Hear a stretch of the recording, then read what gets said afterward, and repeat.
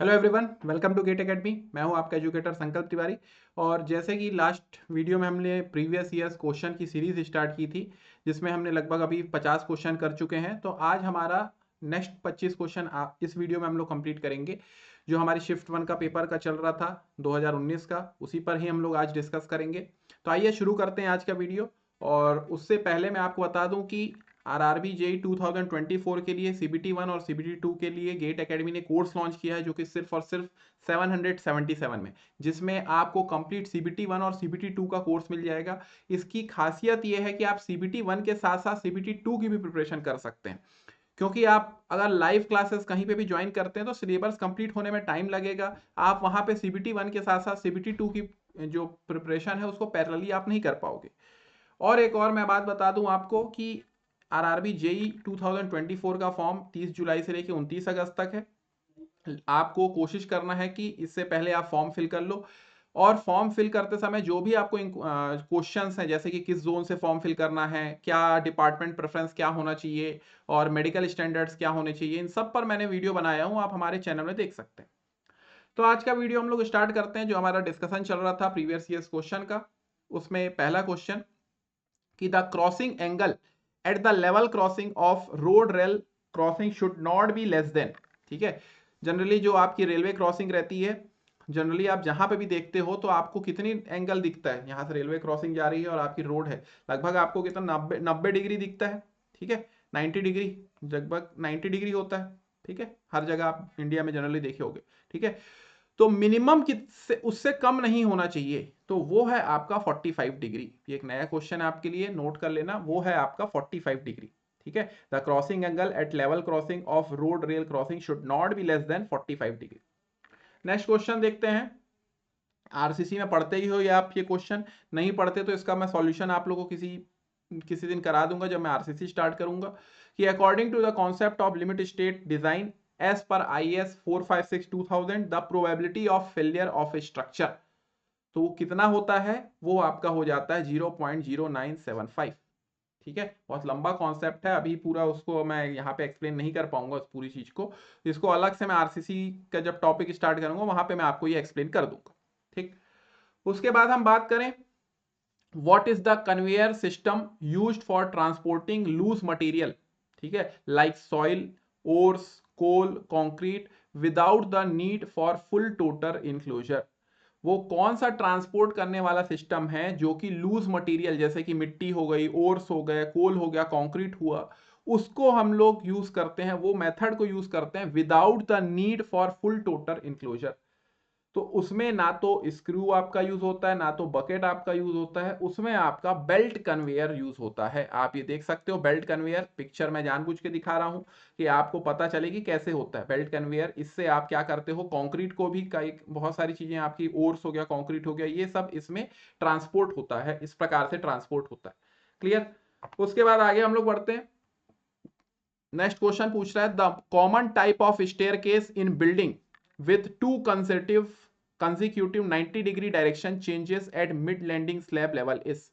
ठीक है, वो बोल रहा है कि कौन सा वो स्टेयरकेस जो जनरली यूज होता है, आप लोग के घर में भी आपने देखे होंगे, जहां पे एक आपका गया फ्लाइट फ्लाइट गया और दूसरा फ्लाइट जो है, उन दोनों के बीच में कोई स्पेसिंग नहीं रहती और एकदम एग्जैक्ट 90 डिग्री रहता है दोनों। यहाँ पे पिक्चर में आप देख सकते हो, ये कहीं आपको बीच में लैंडिंग दिख रही है, जहां पे मेन स्पेस रहता है दोनों के बीच में, दोनों फ्लाइट के बीच में जहां स्पेस रहता है उसको हम लोग ओपन वेल बोलते हैं। ठीक है, यहाँ डॉग लेग में आप देख सकते हो, यहाँ पे कोई भी आपको बीच में, दोनों फ्लाइट के बीच में कोई स्पेसिंग आपको नहीं दिखेगी और एक दूसरे से एकदम 90 डिग्री है, ये देख लो आप, एक दूसरे से एकदम 90 डिग्री। ठीक है, तो इसका आंसर आपका हो जाएगा सी, डॉग लेग्ड स्टेयरकेस। क्लियर। ठीक है, देखो ये बिल्डिंग कंस्ट्रक्शन का क्वेश्चन हो गया, स्टेयरकेस से क्वेश्चन आ रहा है। ठीक, ये आपका फेवरेट क्वेश्चन बिल्डिंग मटेरियल में आप लोग पढ़ते हो ब्रिक्स में, as per Indian standard modular size of brick is. तो मॉड्यूलर साइज क्या होता है भाई, मॉड्यूलर साइज आपका होता है 19 centimetre by 9 centimetre by 9 centimetre, या फिर 190 mm by 90 mm by 90 mm। Clear. अगर यहाँ पे आप 1 सेंटीमीटर मॉड्यूलर मोर्टार को ऐड करोगे, 1 सेंटीमीटर अगर आप किसको, मोर्टार को यूज करोगे, ठीक है, मसोनरी में, तो वो टोटल कितना हो जाएगा, ये आपका हो जाएगा 20 centimetre by 20 centimetre by 10 centimetre by 10 centimetre. ठीक है, जब आप 1 सेंटीमीटर मोर्टार ऐड करोगे तब, बिना मोर्टार के 19 centimetre by 19 centimetre by 9 centimetre होता। क्लियर। इसके बाद नेक्स्ट देखते हैं अपन लोग, in the slope deflection method the equations are derived using. ठीक है, पहली बात तो आपको ये देखना है कि ये स्लोप डिफ्लेक्शन मेथड, यहीं से मैं क्वेश्चन में और बता दे रहा हूं क्या क्या क्वेश्चन बनते हैं, वहां से फेवरेट टॉपिक है ये मेथड्स जो आप लोग पढ़ते हो स्ट्रक्चर में। एक आपका होता है एफएफसी, एफएफसी बोलते हैं हम लोग जिसको, एफएफसी, और एक होता है आपका डीएसई। एफएफसी का मतलब क्या हो गया, फोर्स, फोर्स हो गया, फ्लेक्सिबिलिटी हो गई, फ्लेक्सिबिलिटी, ठीक, और कंपैटिबिलिटी, और आपकी हो गई कंपैटिबिलिटी, कंपैटिबिलिटी। ठीक है, वहीं अगर डीएससी के मैं बात करूं तो ये डिस्प्लेसमेंट, डिस्प्लेसमेंट, स्टिफनेस, स्टिफनेस, और आपका हो गया इक्विलिब्रियम, इक्विलिब्रियम। ठीक है, इक्विलिब्रियम। तो इस मेथड में क्या होता है आपका, डीके से ज्यादा क्या होता है, डीएस आपका होता है। ठीक है, काइनेमेटिक इंडिटरमिनेसी और स्टैटिक इंडिटरमिनेसी, यहां पे डीएस से ज्यादा आपका क्या होता है, डीके होता है। ठीक है, इसके अंदर कौन कौन से मेथड आ गए आपका, एम के एस एस, एम के एस एस मतलब एक हो गया मोमेंट डिस्ट्रीब्यूशन मेथड। ठीक है, मोमेंट डिस्ट्रीब्यूशन मेथड, कानीस मेथड। ठीक है, स्लोप डिफ्लेक्शन मेथड भी इसके अंदर आता है जो आपको क्वेश्चन में पूछा है, स्लोप डिफ्लेक्शन मेथड, ये भी इसके अंदर आता है। ठीक, और स्टिफनेस मैट्रिक्स मेथड, एक और जो है, एक और एस जो है आपका वो stiffness matrix method, stiffness matrix method, ये भी इसके अंदर आता है। इसके अंदर कौन कौन सा आता है सर, इसके अंदर स्ट्रेन एनर्जी आता है, स्ट्रेन एनर्जी, कास्टिग्यानोस थ्योरम। ठीक है, कास्टिग्यानोस थ्योरम। ठीक, क्लेप्रियंस थ्योरम 3 मोमेंट वाला वो हो गया।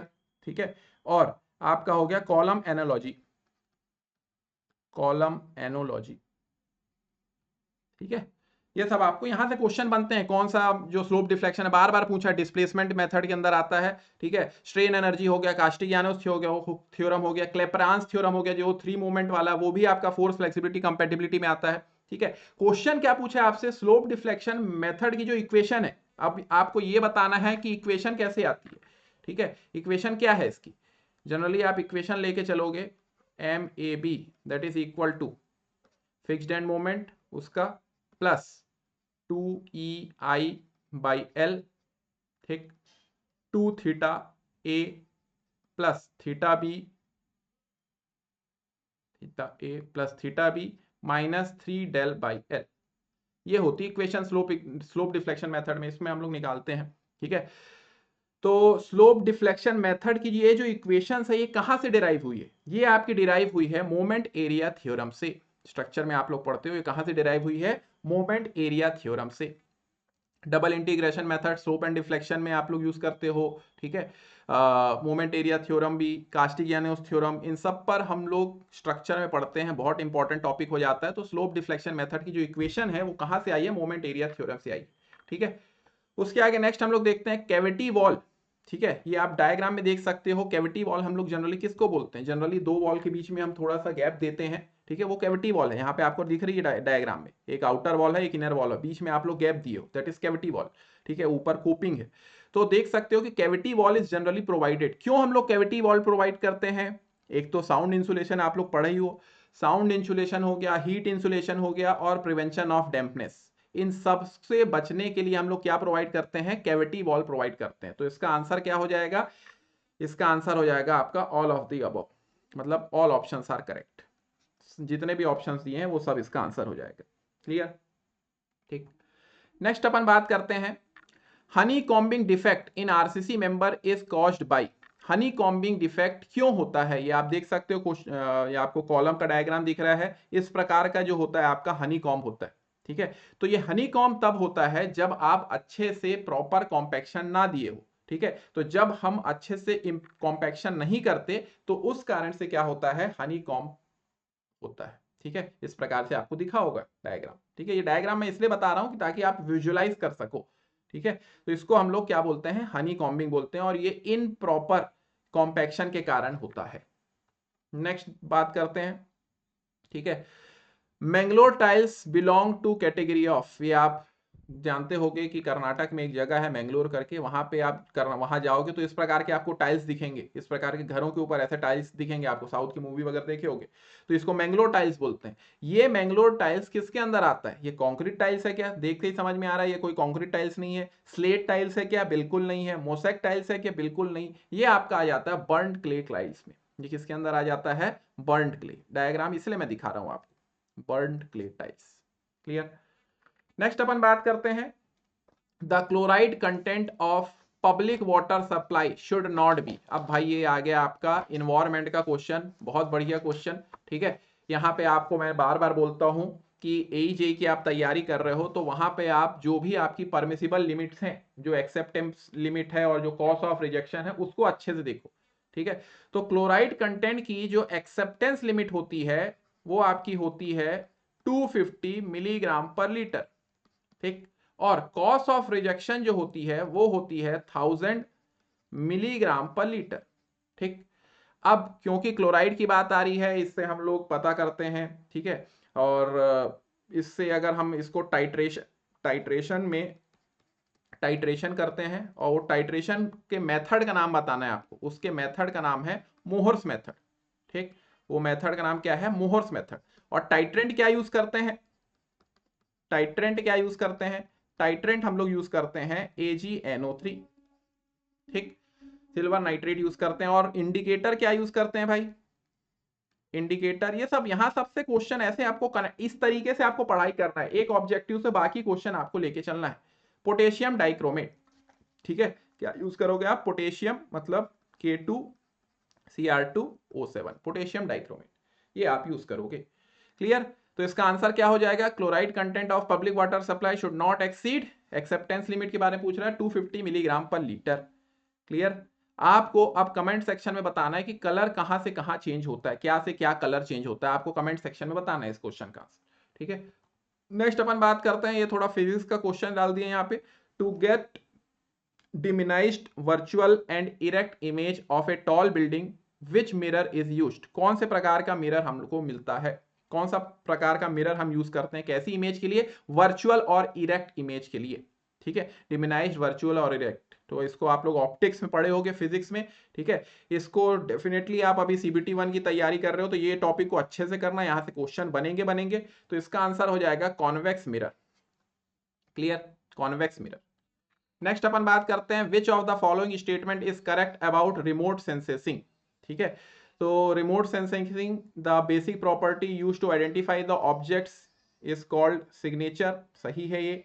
The surface from which emergent radiance is constant in all direction is called, ये भी सही है। The ratio of reflective flux to incident flux is called reflect, ये भी सही है। तो ये एक नए टाइप का क्वेश्चन है, रिमोट सेंसिंग, ये आपका सर्वे से आ गया, इसको भी आप पढ़ लो, नया क्वेश्चन दिख रहा है, नोट्स में कर लो। तो इसका आंसर हो जाएगा ऑल ऑफ दी ऑप्शंस, सारे ऑप्शन सही, ठीक है। सारे ऑप्शंस रिमोट सेंसिंग के लिए करेक्ट, ठीक। नेक्स्ट फिर ये एक नया क्वेश्चन है, बिल्डिंग ड्राइंग से आ गया आपका, बिल्डिंग ड्राइंग बोल रहा हूँ, हाँ, जो बिल्डिंग ड्राइंग है कैट वगैरह से आ गया।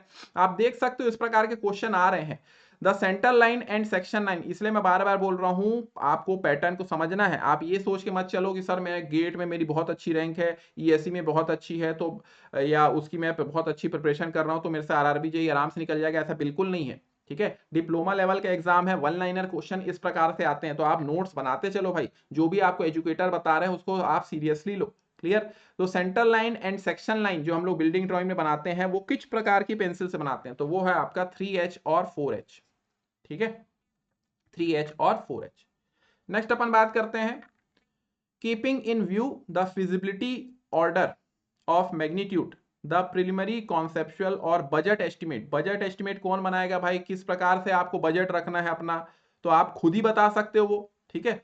जैसी फिजिबिलिटी है, जैसा मैग्नीट्यूड, उसके हिसाब से खुद ही आप बता सकते हो। तो इसका आंसर हो जाएगा ओनर हिमसेल्फ और हरसेल्फ, खुद ही बता सकता है बजट। क्लियर? आर्किटेक्चर का काम है वो जो है वो बता देगा, कंस्ट्रक्शन मैनेजर जो है, मगर जो बजट एस्टिमेट है वो आप ही बता पाओगे। क्लियर? नेक्स्ट पूछ रहा है, बहुत बढ़िया क्वेश्चन, कॉम्बिनेशन कंबाइनिंग टू और मोर प्लॉट्स, दो या दो से ज्यादा प्लॉट्स को मिला के एक सिंगल प्लॉट बनाने को हम क्या बोलते हैं? ठीक है, सिंगल प्लॉट को बनाने क्या बोलते हैं? इसका आंसर गलत लिया था, मगर एक्चुअली इसका आंसर होना चाहिए एमलगेमेशन। एमलगमेशन, एमलगमेशन इसका आंसर होगा। बिल्डिंग सेटबैक लिया था आरआरबी जेई नहीं, मगर दावापत्ती में शायद ये चेंज हुआ है। एमलगमेशन होता है दो से ज्यादा प्लॉट को मिलाने को और सिंगल प्लॉट बनाने को एमलगमेशन। देखो ये नया टाइप का क्वेश्चन आ गया, बिल्डिंग बाय लॉस, सिलेबस में आपको दिया है, इसलिए मैं बार बार बोलता हूं, बार बार आप सिलेबस को अच्छे से देख के समझो। क्लियर? उसके बाद देखते हैं next, the stability of subgrade in pavement is influenced by. ठीक है, तो स्टेबिलिटी किस चीज पर डिपेंड करती है? सबग्रेड की। आप जानते हो पेमेंट में सबसे नीचे लेयर जो आपकी सॉइल लेयर होती है वो सबग्रेड होती है, उसके ऊपर बाकी सारी लेयर्स होती है। क्लियर? आप लोग ये जानते ही होंगे अच्छे से। तो स्टेबिलिटी उसकी सबग्रेड की किस पे डिपेंड करती है? तो जो स्टेबिलिटी होती है वो डिपेंड करती है आपकी वाटर कांटेक्ट पे, कि अगर पानी, इसलिए बार बार हम लोग जो केम्बर वगैरह प्रोवाइड करते हैं, क्यों प्रोवाइड करते हैं? कि बारिश का पानी बह जाए, क्योंकि अगर वो पानी नीचे चले जाएगा तो उससे आपकी जो पूरा आपका पेमेंट है उसमें पॉट होल्स आ सकते हैं, गड्ढे आ सकते हैं, और स्टेबिलिटी सबग्रेड की वो भी खराब हो सकती है। तो इसका आंसर क्या हो जाएगा? Water contact. ठीक है, स्टेबिलिटी मेन आपकी डिपेंड करती है वाटर कॉन्टैक्ट पे। ठीक है, the main function of a diversion headwork of a canal from a river is. क्या काम है भाई? इरिगेशन का क्वेश्चन आ गया। डाइवर्जन हेडवर्क हम लोग जो यूज करते हैं, जैसे कि आप लोग पढ़े होंगे, ठीक है, मार्जिनल बंड हो गया, ठीक है, या गाइड बैंक बंड हो गया, ठीक है, ये इस प्रकार से आप लोग पढ़े होंगे। यहाँ पे आपकी एक डिवाइड वॉल होती है, ठीक है, इस प्रकार से डिवाइड वॉल, ये यहाँ पे वियर आ गया, यहाँ आपकी डिवाइड वॉल होती है, ठीक, इस प्रकार की डिवाइड वॉल। यहाँ पे आपके फिश लैडर लगे रहते हैं, ठीक, यहाँ से फिर कैनल के लिए आप जगह छोड़ते हो, ये कैनल के लिए आप जगह छोड़ते हो, ये यहाँ से ये अपस्ट्रीम हो गया, यहाँ से रिवर हो गई, और ये आपका क्या हो गया? ये कैनल हो गया। ठीक, ये पूरा डाइवर्जन हेडवर्क का ऐसा डायग्राम आप पढ़े हो गए। डिवाइड वॉल हो गई, ये यहाँ पे आपका वियर हो गया, ठीक, यहाँ पे आपका वियर हो गया, यहाँ पे आपका अंडर स्लुइस हो गया, अंडर स्लुइस हो गया, ठीक, यहाँ पे आपका कैनल हेड रेगुलेटर हो गया, कैनल रेगुलेटर, ठीक है, यहाँ पे फिर आपका सिल्ट एक्सक्लूडर, एक्सट्रैक्टर, वो सब आप देख लेना। तो ये सब जो है आपका डाइवर्जन हेडवर्क है। ठीक है, डाइवर्जन हेडवर्क क्यों हम लोग देते हैं? To raise the water level, कि आप पानी के लेवल को बढ़ाओगे तभी फिर वो कैनल में यहाँ पे जाएगा। अंडर स्लुइस क्या करता है? सिल्ट को रोकता है, सिल्ट एक्सक्लूडर, इंट्रूडर, वो सब क्या है? वो भी सिल्ट को रोकता है। ठीक है, तो रिमूव द सिल्ट काम नहीं है, वाटर लेवल को बढ़ाना काम है। कंट्रोल फ्लड भी काम नहीं है, स्टोर वाटर तो बिल्कुल नहीं है, वो सब आपका डैम वगैरह का आ गया। ठीक है, तो ये जितने डाइवर्जन में वियर आ गया, आपका बैराज आ गया, ठीक है, वियर आप जानते हो कंक्रीट स्ट्रक्चर, बैराज में आपके गेट्स आ जाते हैं, तो ये सारी चीजें आपकी इसमें आ जाती है डाइवर्जन हेडवर्क। तो मेन काम क्या है? To raise the water level, ताकि पानी का लेवल बढ़े, फिर आपका पानी इधर कैनाल में आए और फिर आप इरिगेट कर सकते। क्लियर? नेक्स्ट बढ़ते हैं। A beam 10 metre long fixed at its end, its subjected to UDL. आपको लोड दे दिया है और पूछ रहा है कैसी बीम बोल रहा है। हाँ, ये देखो, ये उस पिछले ही वीडियो में मैंने आपको बताया था फिक्स्ड एंड मोमेंट के बारे में। तो यहाँ पे फिक्स्ड बीम है और लोड कैसा लग रहा है? यूडीएल लग रहा है। लोड आपका कैसा है? यूडीएल। अब फिक्स्ड एंड मोमेंट पूछ रहा है, तो आप जानते हो -WL² upon 12 plus WL² upon 12, ये होता है फॉर्मूला। ठीक है, मैंने बाकी सबको भी बता चुका हूं। तो यहाँ पे आपको स्पान दे दिया है, 10 मीटर स्पान है, लोड दे दिया है 10 किलो न्यूटन, तो ये हो गया, निकल गया।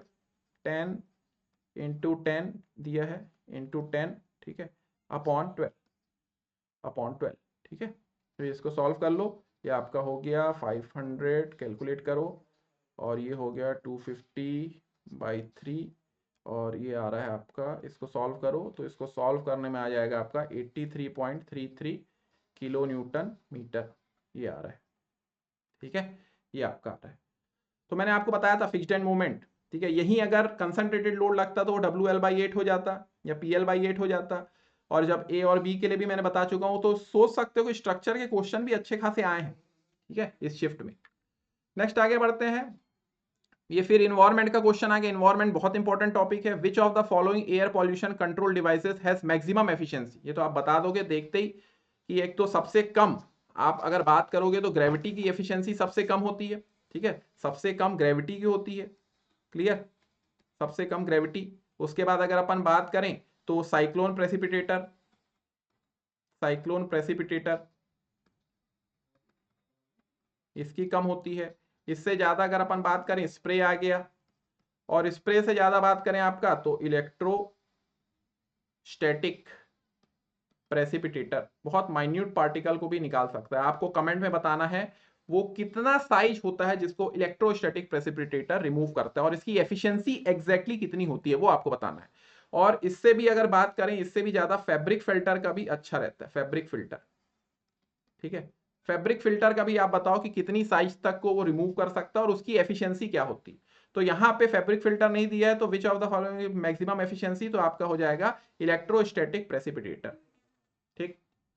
Next, out of the 4 process listed which is the last process. अब देखो ये कंक्रीट की प्रोसेस पूछा है, तो आप जानते हो कौन कौन सी प्रोसेस होती है। सबसे पहले आपका बैचिंग, वे बैचिंग, वॉल्यूम बैचिंग, ठीक। उसके बाद आपकी आ जाती मिक्सिंग, ठीक, मिक्सिंग, फिर ट्रांसपोर्टिंग, ट्रांसपोर्टिंग, ठीक, फिर आपकी हो गई ट्रांसपोर्ट कर लिए, उसके बाद फिर प्लेसिंग, प्लेस करने के बाद कॉम्पैक्ट करोगे, कॉम्पैक्टिंग या कॉम्पैक्शन, ठीक। उसके बाद आप क्या करोगे, फिर कॉम्पैक्शन करने के बाद कुछ एवापोरेशन आ जाता है आपका, ठीक, एवापोरेशन। और यहीं पे आप क्या करते हो, यहीं पे आपकी क्यूरिंग चलती है, सेटिंग होता है यहाँ पे, ठीक, यहाँ पे पूरा आपकी क्यूरिंग होती है, ठीक है। और लास्ट क्यूरिंग के बाद आपका कंक्रीट क्या हो जाता है, हार्ड हो जाता है, हार्डनिंग। तो आपकी आंसर क्या हो जाएगा, hardening. Out of the 4 listed process, hardening, evaporation, setting, compaction, तो सबसे लास्ट कौन सी है, तो सबसे लास्ट आपकी हार्डनिंग हो जाएगी, क्लियर, ठीक है, कंक्रीट टेक्नोलॉजी से। अब ये सॉम का क्वेश्चन दिख रहा है आपको, बार ए एंड बार बी, ठीक है, 2 बार के बारे में पूछ रहा है। Bar A and bar B of same material of same length, but bar A has diameter D, ठीक है, और बार जो दूसरा दे रहा है आपको, while bar B has diameter 2d, ठीक। If both are subjected to axial load, the ratio of strain energy of bar A to strain energy of bar B is, ठीक है, ये पूछ रहा है आपसे क्वेश्चन। अब भाई आपको पहले तो स्ट्रेन एनर्जी का फॉर्मूला पता होना चाहिए। स्ट्रेन एनर्जी का फॉर्मूला क्या हो जाएगा इसके लिए, इसके लिए स्ट्रेन एनर्जी का फॉर्मूला होता है पी स्क्वायर एल अपॉन ए ई, ठीक है, पी स्क्वायर एल अपॉन ए ई, ठीक है, ये आपका हो गया, क्लियर, ये आपका फॉर्मूला हो गया। अब यहां पे अगर मैं बात करूं, यहां पे अगर मैं बात करूं, ठीक है, यहां पे अगर मैं बात करूं तो 2 आपको मटेरियल दिया है, एक बार ए दिया है और एक बार बी दिया है, ठीक है। बार ए के बारे में बात करूं तो बार ए का डायामीटर जो है आपका वो डी है, और बार बी का जो डायामीटर है वो टी 2d है। बाकी सारी चीजें आपकी सेम है, बाकी सारी चीजें आपका सेम है, और दोनों का रेशियो पूछा है। तो दोनों का रेशियो पूछा है तो यहाँ पे अपन लोग पुट करते हैं पी स्क्वायर एल अपॉन, ठीक, ये P square L upon 2a, ठीक है, 2a, P square L upon 2a of bar A upon P square L upon 2a of bar B, ठीक है, दोनों बार का मैंने रेशियो ले लिया। अब आपको क्या दिया है क्वेश्चन में, डायमीटर दिया है, बाकी सारी चीज तो सेम हो गई यहाँ पे, बाकी चीज कैंसल आउट हो जाएगा, ठीक है, बाकी सारी चीज आपकी कैंसल आउट हो जाएगी। तो कैंसल आउट हो गई तो मेरे पास बचा क्या, मेरे पास सिर्फ बचेगा π/4 एरिया बस बचेगा, ठीक है, क्योंकि डी डायमीटर दिया है, π/4 2d स्क्वायर, ठीक है, अपॉन π/4 इंटू डी स्क्वायर, ये भी गया, ये भी गया, तो 2d स्क्वायर, ये आपका कितना हो गया, ये आपका हो गया 4, ठीक है। तो इसका आंसर क्या हो जाएगा, इसका आंसर 4 हो जाएगा, ठीक है। क्वेश्चन में आपको सिर्फ क्या दिया, डायमीटर दिया है, बाकी सबका तो काम नहीं है, बाकी सब सारी चीज सेम हो गई, ई आपका सेम हो गया, दोनों का एल हो गया, ठीक है, पी हो गया, ठीक है। तो आपके पास बचा क्या, आपके पास सिर्फ बचा डायमीटर, तो डायमीटर एरिया पूछा है तो उस हिसाब से आपका बन गया यहाँ पे, क्लियर। नेक्स्ट अपन बात करते हैं, line up to which the plinth of building adjoining a street may be lawfully, ठीक है, वो लाइन को हम क्या बोलते हैं, ठीक है, विच the plinth of building adjoining the street. तो यहाँ पे डायग्राम देख सकते हो, बिल्डिंग के सामने जो आपकी लाइन होती है उसको हम लोग बोलते हैं बिल्डिंग लाइन। इस लाइन को हम क्या बोलते हैं, बिल्डिंग लाइन। तो इसका आंसर क्या हो जाएगा, बिल्डिंग लाइन। क्लियर, ये भी बिल्डिंग बाय लॉज से आ गया। तो देखो बिल्डिंग बाय लॉज को भी आपको हल्के में नहीं लेना है, उसको भी आपको लेके चलना है। तो इसका आंसर क्या हो गया, बिल्डिंग बाय बिल्डिंग लाइन। ठीक है, नेक्स्ट अपन बात करते हैं modular ratio between Young's modulus. क्या होता है मॉड्यूलर रेशियो, जानते हो भाई, किसके बीच में होता है, स्टील और कंक्रीट के बीच में होता है। क्या होता है मॉड्यूलर रेशियो, आपको बताना है मॉड्यूलर रेशियो क्या होता है, ES upon EC, modulus of elasticity of steel, modulus of elasticity of concrete. Clear, तो इसका पार्शियल का फॉर्मूला क्या है, पार्शियल का स्टील RCC में 280 अपॉन 3 सिग्मा CBC ये होता है। ठीक है, एक फिर लॉन्ग टर्म का होता है, लॉन्ग टर्म, और एक शॉर्ट टर्म का होना है। तो शॉर्ट टर्म का तो आप आराम से बता सकते हो। ठीक है, ES आपका कितना हो गया, modulus of elasticity of steel 2 × 10⁵, और EC आपका कितना होता है 5000 √FC के शॉर्ट टर्म का। ठीक है, लॉन्ग टर्म का कितना हो जाएगा 2 × 10⁵, ठीक है, 5000 √FC के अपॉन 1 + θ। ये लॉन्ग टर्म का हो गया। ठीक है, ये पार्शियल हो गया। तो ये होता है मॉड्यूलस ऑफ मॉड्यूलर रेशियो क्या होता है, modulus of elasticity of steel, मतलब Young's modulus of steel and cement, sorry cement पे कर दिया क्या मैंने, सॉरी, ये होगा आंसर भाई, स्टील एंड कंक्रीट, स्टील और कंक्रीट, सीमेंट नहीं होगा जी, स्टील और कंक्रीट होगा। Modulus of elasticity of steel, modulus of elasticity of concrete, इन दोनों के बीच के रेशियो को हम क्या बोलते हैं, मॉड्यूलर रेशियो बोलते हैं। Next, when the quantities of the work items are difficult to be quantified and the rate analysis is also a complex issue but still contractor is willing to undertake a work, then the type of contract is suited for। ये तो बहुत बार JEE में पूछा गया, SSC JEE में पूछता है question, ये आपके कॉन्ट्रैक्ट एंड टेंडर से आता ही आता क्वेश्चन है। ठीक है, जब वो पूछ रहा है कि बहुत डिफिकल्ट रहता है क्वांटिटीज ऑफ वर्क आइटम, ठीक है, तो ऐसे समय जो कॉम्प्लेक्स इशू है, ऐसे समय कॉन्ट्रैक्टर फिर भी उसको लेता है काम को, किस बेसिस पे करता है, उस कॉन्ट्रैक्ट को हम लोग क्या बोलते हैं, उस कॉन्ट्रैक्ट को हम बोलते हैं लमसम कॉन्ट्रैक्ट। उसको हम क्या बोलते हैं भाई, लमसम कॉन्ट्रैक्ट। ठीक है, कई बार इसमें स्पेसिफिकेशन भी पता रहता है, ये सब चीज, तो ये आपका लमसम कॉन्ट्रैक्ट हो गया। ठीक है, आइटम रेट कॉन्ट्रैक्ट क्या होता है, जहां पे हम लोग एक एक आइटम को लेके निकालते हैं, ये खासकर PSUs वगैरह में या फिर सेंट्रल गवर्नमेंट के जितने भी प्रोजेक्ट होते हैं उसमें आइटम रेट यूज होते हैं। ठीक है, एक परसेंटेज कॉन्ट्रैक्ट होता है जो कि स्टेट गवर्नमेंट करती है, वो परसेंटेज बेसिस पे होता है। तो ये टाइप्स ऑफ कॉन्ट्रैक्ट आप देख लेना। क्लियर, नेक्स्ट अपन बात करते हैं which soil will take years and decade to undergo full settlement after the new building is constructed. तो किस प्रकार की, जियोटेक का एकदम बेसिक का क्वेश्चन है, तो वो कौन सी सॉइल है आपकी, दैट इज क्ले, जिसको बहुत टाइम लगता है।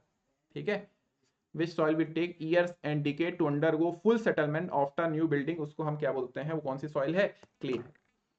तो ये थे आपके आज के 25 क्वेश्चन। नेक्स्ट वीडियो में अब हम लोग बाकी 25 क्वेश्चंस करेंगे। तो जो भी डाउट है आप कमेंट सेक्शन में कर सकते हो। नेक्स्ट वीडियो में हम लोग उसको फिर फुल बताऊंगा कि क्या डाउट है आपका, उस चीज को मैं क्लियर करूंगा। तो मिलते हैं नेक्स्ट वीडियो में, तब तक के अपना ख्याल रखो, घर में सुरक्षित रहो, धन्यवाद।